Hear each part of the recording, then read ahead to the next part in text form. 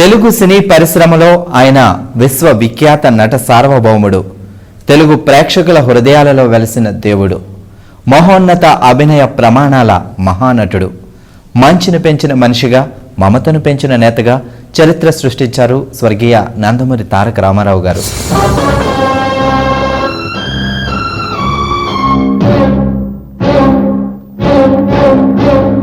సత్యానికి న్యాయానికి జరిగిన ఈ సమరంలో, ధర్మానికి రక్తానికి జరిగిన సంగ్రామంలో, కడుపు తీపికి కట్టుబడని తీర్పు, కన్నీటికి కరిగిపోనిది తీర్పు.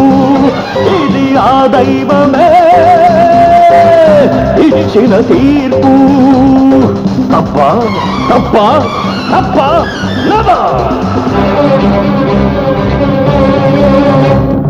I am in the hands of law. Anything happens, it's not my flaw.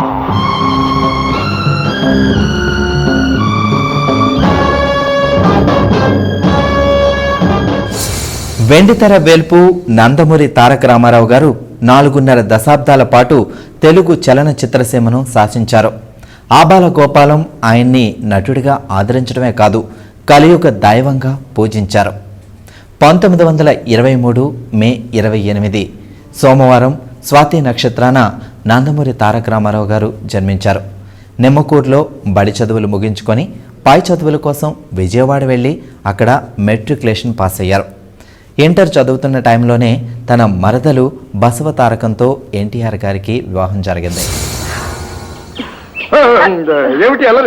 ఇదేమో అల్లరు కాదు. ఆడపిల్ల ఒంటరిగా ఎందుకు వస్తుందో తెలియని పసిపాపవా? మీ నాన్నగారికి తెలిస్తే జంట ముచ్చటగా ఉందని పెళ్లి చేస్తారు. బావా ఒళ్ళమ్మి దిక్కరేగింద, ఒళ్ళంతా తిమ్మిరెక్కింద. ఒళ్ళమ్మి దిక్కరేగింద, ఒళ్ళంతా తిమ్మిరెక్కింద. దిక్కరేగి తిమ్మిరెక్కి పైరగాలి పైట తీసి పందిరేసి చిందులేసిందా. దిక్కరేగిందా, ఒళ్ళంతా తిమ్మిరెక్కిందా. దిక్కరేగిందా, ఒళ్ళంతా తిమ్మిరెక్కిందా. దిక్కరేగి తిమ్మిరెక్కి పిల్లగాలి చిచ్చురేపి రెచ్చగొట్టిందా, కొత్త పిచ్చి పట్టిందా. దిక్కరేగిందా, ఒళ్ళంతా తిమ్మిరెక్కిందా. పెళ్ళైన తర్వాత చదువు ఆపేసి వ్యవసాయంలో వాళ్ళ నాన్నగారికి చేయూతగా ఉంటూ హోటల్స్కి సైకిల్ మీద పాలు వేస్తూ జీవనం సాగిస్తున్నారు ఎన్టీఆర్. ఆపేసిన చదువును మళ్ళీ కంటిన్యూ చేయాలి అనిపించింది ఆయనకి. ఇంతలో విశ్వనాథ్ సత్యం గారు తను ప్రదర్శించే రాచములు అనే నాటికలో ఓ పాత్రను ఎన్టీఆర్ని పోషించమని అడిగారు. అది నాగమ్మ అనే లేడీ పాత్ర. ఆ పాత్ర కోసం ఎన్టీఆర్ మీసాలు తీసేయాల్సి వచ్చింది.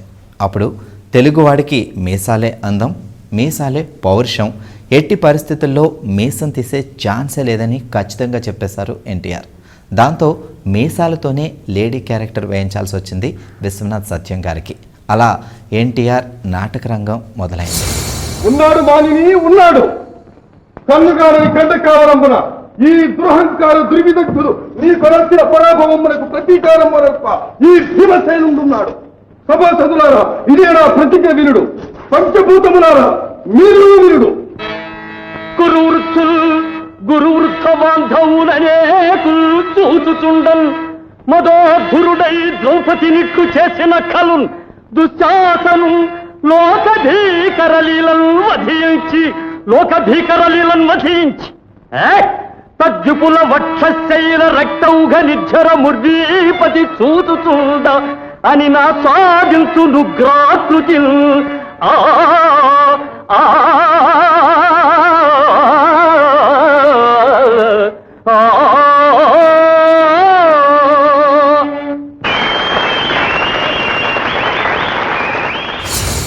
మళ్ళీ చదువు కంటిన్యూ చేస్తూ ఇంటర్ పూర్తి చేసి BA కోసం గుంటూరు వెళ్లారు ఎన్టీఆర్. అక్కడ నటుడు జగ్గయ్య ఆయనకు పరిచయం అయ్యారు. ఇద్దరూ కలిసి నాటకాలు వేయడం మొదలుపెట్టారు. ఎన్నో అద్భుతమైన నాటకాలు వేశారు. ఉత్తమ నటులుగా అవార్డులు అందుకున్నారు. ఎన్టీఆర్ నాటకాలు చూసి ఆయనకు సినిమాల్లో నటించే అవకాశం వచ్చింది. కానీ చదువును మధ్యలో ఆపేయడం మంచిది కాదని ఆ ఆఫర్స్ని తిరస్కరించి చదువును పూర్తి చేశారు ఎన్టీఆర్. తెలిసిందిలే నెలరాజని రూపు తెలిసిందిలే తెలిసిందిలే తెలిసిందిలే నెలరాజని రూపు తెలిసిందిలే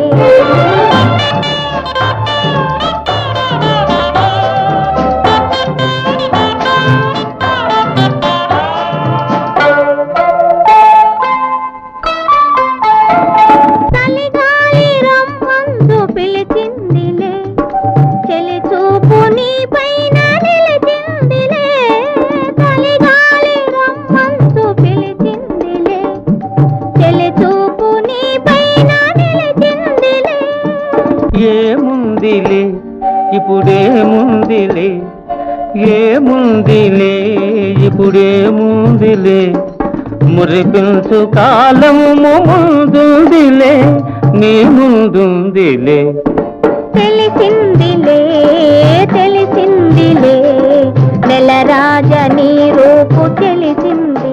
డిగ్రీ పూర్తయిన తర్వాత ఎన్టీఆర్ గారికి చెన్నైలో ఒక సినిమా ఆఫర్ వచ్చింది.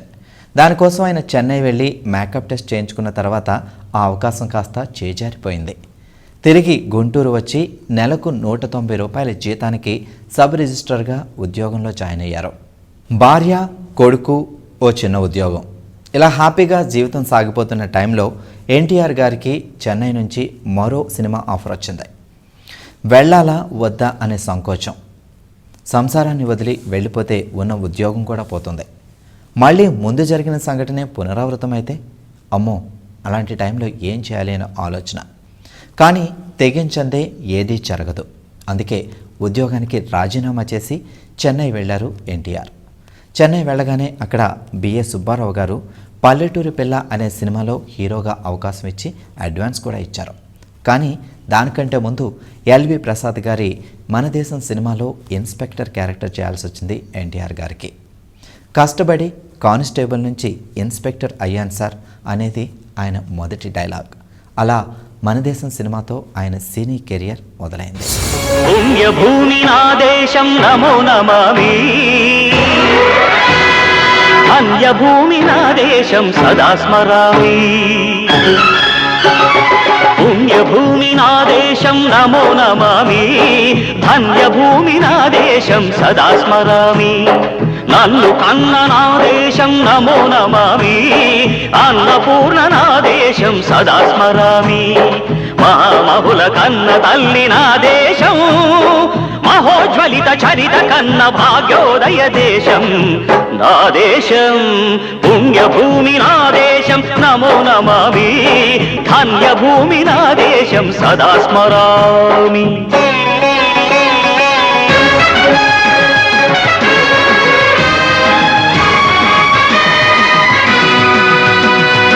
అదిగో ఛత్రపతి ధ్వజమెత్తిన ప్రజాపతి, మతోన్మాద శక్తులు చురకత్తులు ఝళిపిస్తే మానవతుల మాంగల్యం మంట గలుపుతుంటే,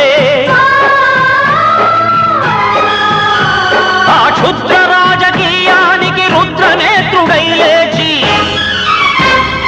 మాతృభూమి నుదుటిపై నెత్తుటి తిలకం దిద్దిన మహావీరుడు సార్వభౌముడు. ఎన్టీఆర్ హీరోగా పల్లెటూరి పిల్ల సినిమా షూటింగ్ మొదలైంది. ఫైటింగ్స్లో డూప్ వద్దు, స్వయంగా నేనే ఫైట్స్ చేస్తాను అని పట్టుబట్టారట ఎన్టీఆర్. ఫైట్స్లో ఆయన చెయ్యి విరిగింది. దాంతో షూటింగ్ కొంచెం లేట్ అయింది. కానీ సినిమా రిలీజ్ అయింది, సూపర్ హిట్ అయింది. ఆ తర్వాత విజయ వారు ఎన్టీఆర్ హీరోగా వరుసగా పాతాళ భైరవి, పెళ్లి చేసి చూడు, మల్లీశ్వరి వంటి చిత్రాలు నిర్మించారు. అన్నీ సూపర్ హిట్. దాంతో ఇక వెనక్కి తిరిగి చూడాల్సిన అవసరం రాలేదు మహానటుడు ఎన్టీఆర్ గారికి. ఆగండి, అందరికీ ఇస్తాను.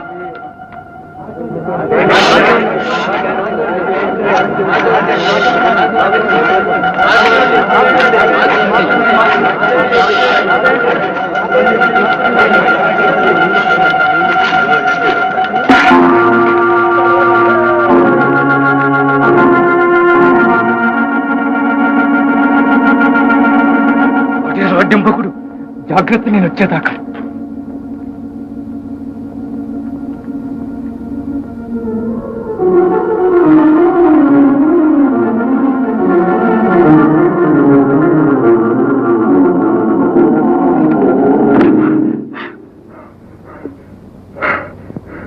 భూతభాడా బెమోయాగే ముళ్ళు కావాలి.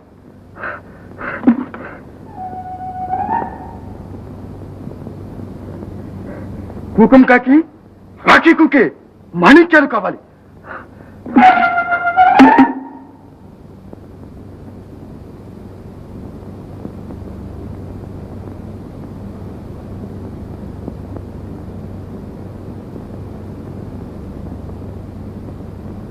గాగికుకే మొట్టతీటు బలహాలు కావాలి.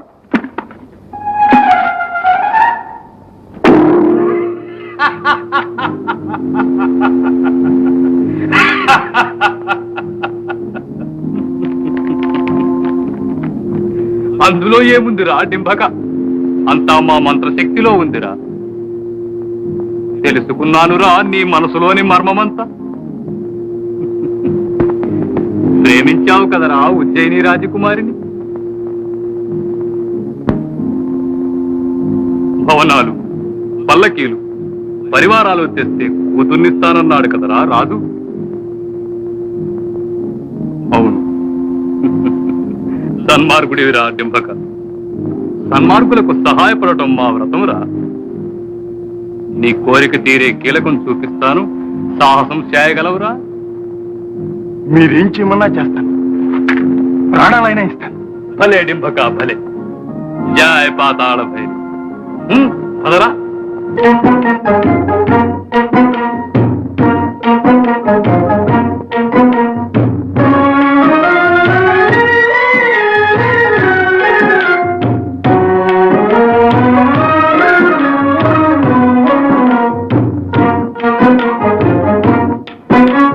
ప్రేమ కోసమై బొలలో పడని పాపం పసివాడు, అయ్యో పాపం పసివాడు.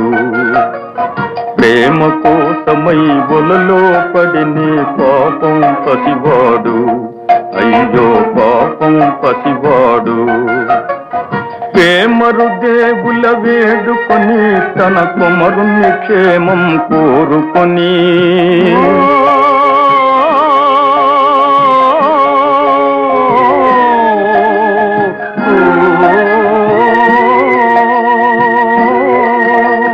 ప్రేమరు దేవుల వేడుకొని తన కుమరుని క్షేమం కోరుకొని ఏమైనాడో ఏమోనో ఎని కుమిలే తల్లిని కుములుమని. ప్రేమ కోసమై బొలలో పడిని పాపం పసివాడు, అయ్యో పాపం పసివాడు. ఎన్టీఆర్ కెరియర్లోనూ ఎత్తుపల్లాలు జయాపజయాలు ఉన్నాయి. కానీ ఎలాంటి సిచ్యువేషన్లోనూ ఆయన కృంగిపోలేదు. మరింత పట్టుదలతో ముందడుగు వేశారు. ఆయన క్రమశిక్షణకు పెట్టింది పేరు. అందుకే సినీ కళామ తల్లికి ఆయన ముద్దుబిడ్డ అయ్యారు. కార్లలో తిరిగినా, కాలినడకన తిరిగిన రోజులను మరిచిపోలేని మహామనిషి ఎన్టీఆర్. భారతి, తమ్ముడి మీది మమకారం తండ్రి మీదున్న భయాన్ని పోగొట్టిందా?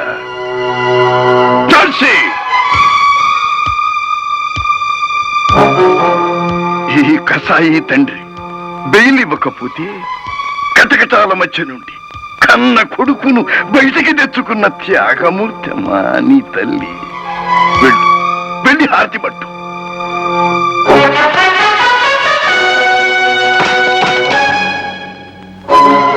నీతికి అవినీతికి, ధర్మానికి అధర్మానికి అది చెలియని కట్ట.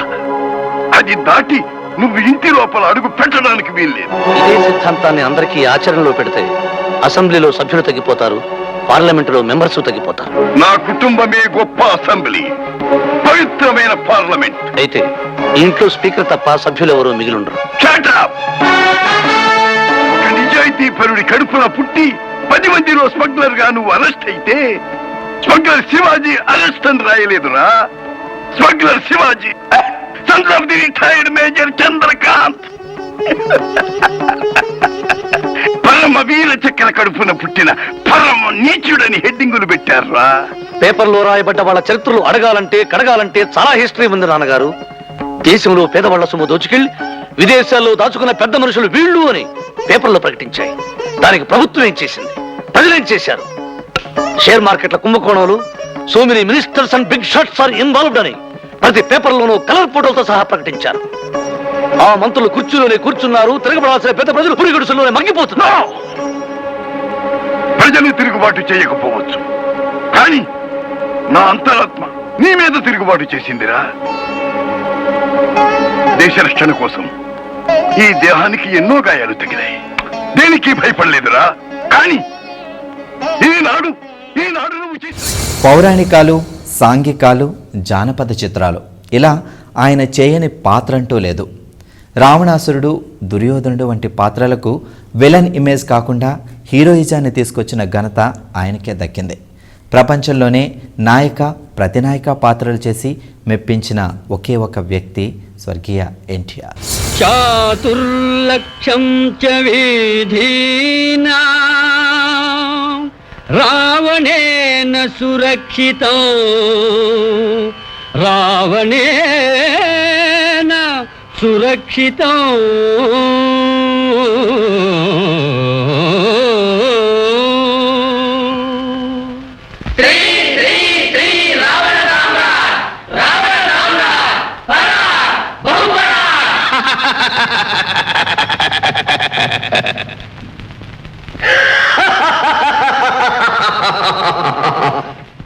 దిక్కుమాలిన దిక్పాలకులను దానవ సామ్రాట్ పాదాల మీద పడత్రోయండి.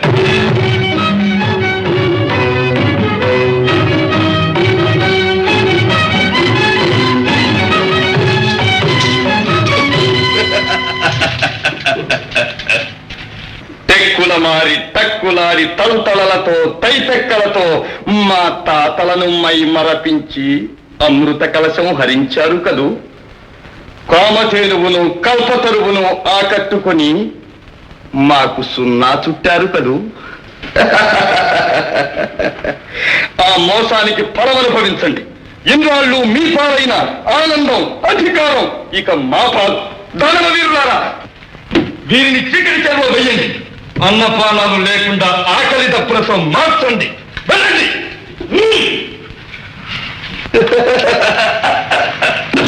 అమర పక్షపాతి ఆ విష్ణువే అడ్డుపడి రక్షిస్తాడేమో నేను చూస్తాను. అంత ధైర్యమే ఉంటే కంటపడకుండా ఆడిదాని వలె ఎందుకు దాగుతాడగ్రజ?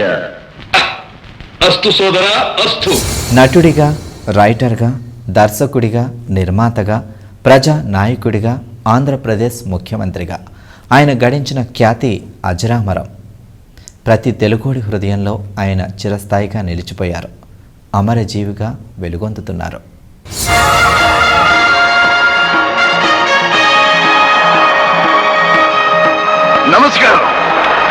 నమస్కారం. ఈ ఉద్యమం ఒక మనిషి కోసం, ఒక వ్యక్తి కోసం మొదలుపెట్టింది కాదు. ప్రభుత్వాన్ని పడగొట్టడం కోసం, పదవుల నుంచి దింపడం కోసం మొదలుపెట్టింది కాదు. భరతమాత కన్న బిడ్డగా ఆ తల్లి కన్నీళ్లు చూడలేక ప్రారంభించాను. ఇన్నాళ్ళు సరిహద్దుల్లో ఎండకు ఎండుతూ, వానకు తడుస్తూ, చలికి వణుకుతూ ఆయుధాలను ధరించి శత్రువులను మన సరిహద్దులు దాటి రాకుండా కాపాడాను.